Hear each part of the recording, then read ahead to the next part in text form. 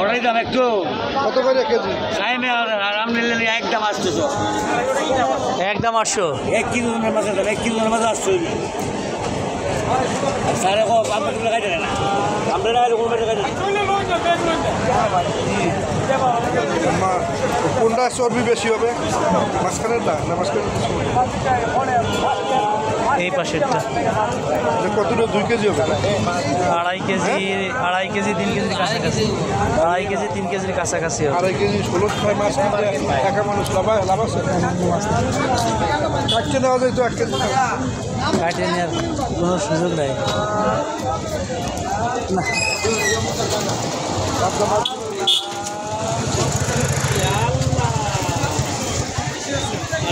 না। আগে দিয়ে ওই মাছ নিয়ে আমরা বাজি করতাম না। ও সেরকম মাছ না,